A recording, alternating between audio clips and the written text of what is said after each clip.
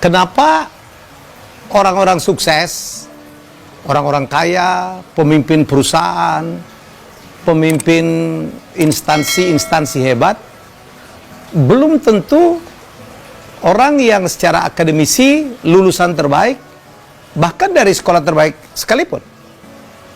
Lucu ya? Dan kalau kita renung-renung, teman-teman kita dulu, ya, mungkin Anda sekarang sudah cukup berumur atau separuh baya. Teman-teman kita dulu yang lulusan terbaik, nerd gitu, belum tentu loh menjadi top leader, baik di perusahaan, di dalam dunia bisnis, di instansi yang dipimpinnya gitu ya, belum tentu jadi top leadersnya. Kenapa ya? Bahkan Robert T. Kiyosaki yang terkenal dengan bukunya Rich Dad Poor Dad, Ayah Kaya Ayah Miskin, pernah menulis satu buku yang juga sangat kontroversi. Dia bilang kenapa mahasiswa yang lulusnya dengan nilai A justru bekerja ya kepada mahasiswa yang lulusnya dengan nilai C atau sedang-sedang saja. Kita juga barangkali, Anda juga barangkali pernah mendapatkan satu joke ya. Saya mendapatkan ini dari dulu Pak Renard Kasali dalam sebuah seminarnya. Dan bagan tentang itu beredar di medsos sekarang.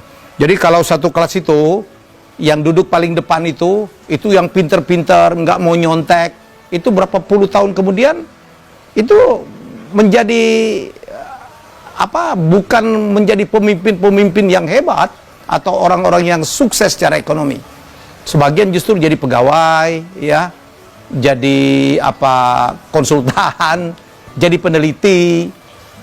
Jadi bukan juga profesi atau bukan juga mendudukin posisi-posisi puncak, baik secara ekonomi maupun juga secara perusahaannya. Dan yang duduk di tengah, ini kadang nyontek, kadang enggak, dia lumayan gitu. Dan yang duduk di belakang, yang dulu saya katakan kalau waktu kuliah itu nyontek itu harus itu, ya kan, lulusnya nyaris-nyaris. Justru itu yang kadang-kadang yang sukses, baik secara ekonomi maupun secara karir. Ada apa? Dalam beberapa seminar saya cukup membedah, ya, ada 3 ya. Jadi kesalahan orang pintar. Sekali lagi, saya ingin menyampaikan highlight kita kali ini belum tentu ya orang yang mencapai pencapaian tertinggi secara akademi itu akan berhasil yang mencapai puncak-puncak pencapaiannya. Dulu saya sekali lagi dalam beberapa seminar saya membedah ada 3 kesalahan orang pintar itu. 1, orang pintar itu yang lulusnya terbaik dari sekolah terbaik, ya, dia tidak percaya orang lain. Saya pintar. Ada orang memberi masukan, dia kadang melihat, siapa kamu?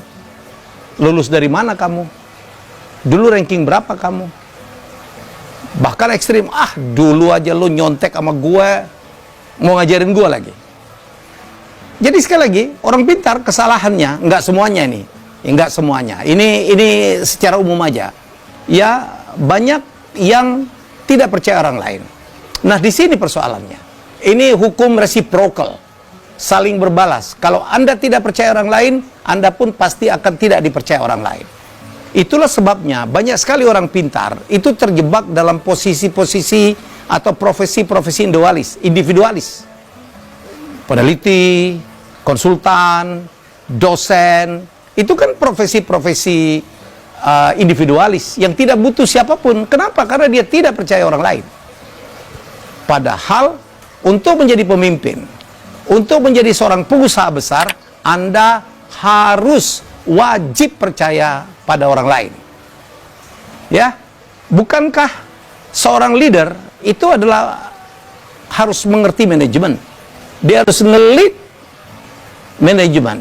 Dia harus menjadi manajer. Dia harus menjadi top manager. Anda tahu definisi dari manajemen? Manajemen itu adalah bagaimana kita mencapai sesuatu, melakukan sesuatu melalui orang lain.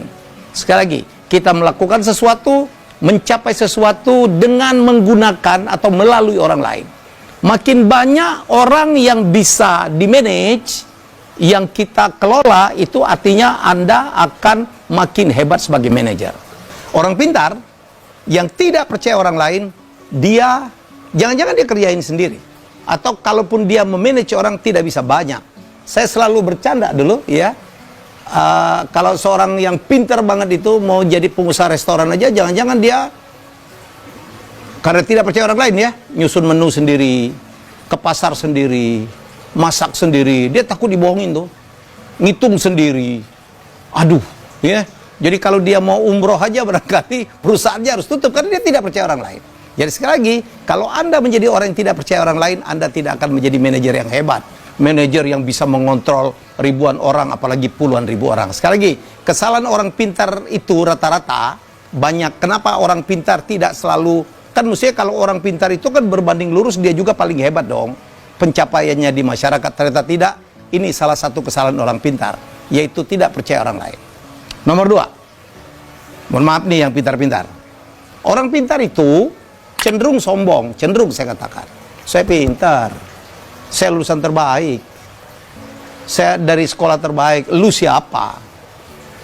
Ya, jadi, nah ini persoalan. Kalau Anda sombong, ya, nggak ada orang yang suka dengan orang sombong. Kalau Anda sombong, nggak ada orang yang mau nolong orang. Bagaimana Anda bisa menjadi pemimpin kalau orang yang Anda pimpin, ya, tidak suka dengan Anda? Wah, ada orang merasa paling pintar dia, paling keren dia, gitu.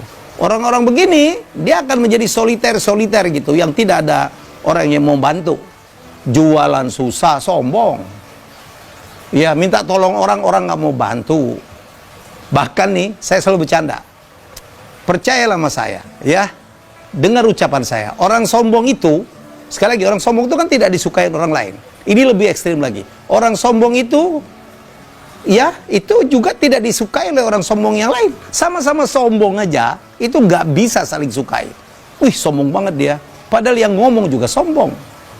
Kita tidak akan pernah menemukan misalnya asosiasi orang sombong Jakarta Selatan gitu. Jadi sesama orang sombong aja nggak kompak, malah bentrok dia. Ya, jadi sekali lagi, kesalahan orang pintar pertama, nggak percaya orang lain. Kesalahan orang pintar kedua itu cenderung sombong. Dan yang ketiga, kesalahan orang pintar ketiga, saking pintarnya semuanya dihitung. Ngitung, kenapa? Karena dia bisa ngitung.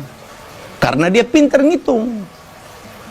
Ya, jadi padahal dalam bisnis, saya bisnismen, kadang-kadang kita tuh ngitungnya nggak boleh lama-lama amat. Peluang itu at the second gitu.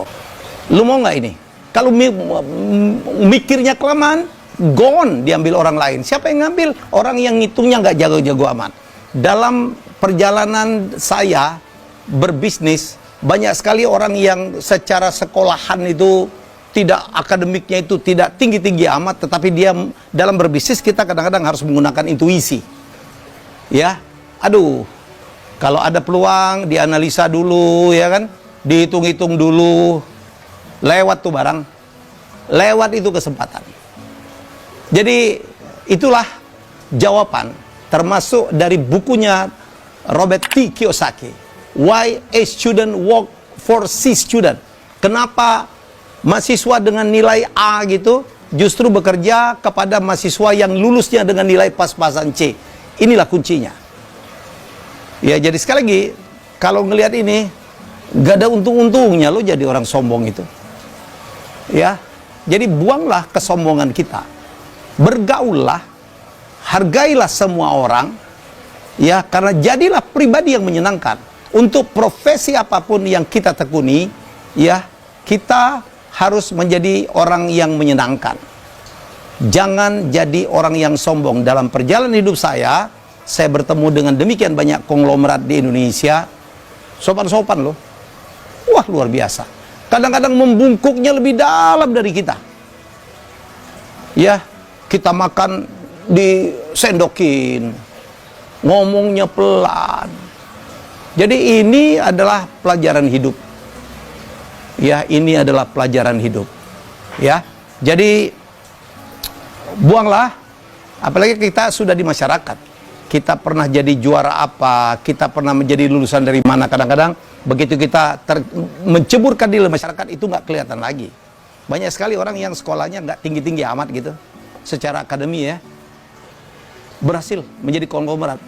Kepintaran itu tidak hanya ditunjukkan dengan prestasi akademik. Banyak sekali orang yang sekolahnya tidak tinggi-tinggi amat, tetapi financial quotient-nya, emotional quotient-nya, kecerdasan emosinya, kecerdasannya dalam finansial itu mengalahkan siapapun. Ya, banyak sekali orang-orang yang sukses itu sekolahnya mungkin tidak tamat SMA, seperti Lee Ka-shing ya. Saya pernah cerita tentang Lee Ka-shing. Ingat uang 3 investasi itu? Tetapi, kalau berbisnis sama dia detail. Dia belajar. Saya menemukan seorang konglomerat, sekolahnya tidak tinggi, kerjanya apa? Komisarisnya adalah profesor-profesor, doktor-doktor, pakar-pakar yang tiap seminggu sekali diajak makan tuh. Pakar itu berdebat dan dia menyerap terus. Dan akhirnya apa? Dia paling pintar, lebih pintar dari profesor manapun. Profesor itu disuruh bisnis tidak paham. Karena tadi, ya mungkin profesornya termasuk orang pintar, iya kan? Ngitungnya kelamaan. Ya, jadi kadang-kadang kita tidak bisa menilai kesuksesan seseorang. Ya, track menuju sukses hanya dengan melihat sekolah. Tapi bukan berarti saya tidak sepakat tuh yang dalam Rich Dad Poor Dad atau buku Robert T. Kiyosaki sebelumnya. Menurut saya sangat tidak sepakat. Kiyosaki sebelumnya menulis buku If you wanna get rich and be happy, don't go to school. Kalau mau bahagia, ya dia bilang jangan ke sekolah. Contohnya siapa? Bill Gates. Bill Gates itu tidak tamat kuliah. Bill Gates itu adalah drop out dari Harvard. Masuknya aja susah. Ini kadang-kadang dijadiin contoh. Tapi Anda lihat sekarang, orang-orang kaya, mulai Mark Zuckerberg, Sergey Brin, segala macam adalah orang-orang yang cerdas dalam bidangnya. Jadi kalau saya wrap up nih, kalau saya simpulkan, ya saya selalu meminta, jadilah yang terbaik. Dari sekolah yang terbaik, tetapi tidak boleh punya 3 kesalahan tadi. Ya, salahnya apa? Tidak percaya orang lain, harus percaya dengan orang lain. Ya, seorang manajer yang baik adalah bisa melakukan pendelegasian wewenang kepada orang yang tepat. Nah, di situ tuh kalau Anda pintar, Anda bisa melihat mana orang yang bisa dipercaya, mana yang tidak. Nah, itu kepintaran tuh di situ tuh. Nomor 2, nggak boleh sombong. Buang itu semua kesombongan. Nomor 3, boleh ngitung. Harus ngitung. Ada investasi, hitung. Tapi jangan lama-lama. Kepintaran Anda ditentukan oleh kecepatan Anda dalam mengambil keputusan secara terukur penuh dengan perhitungan. Itulah inspirasi dari saya. Semoga bermanfaat.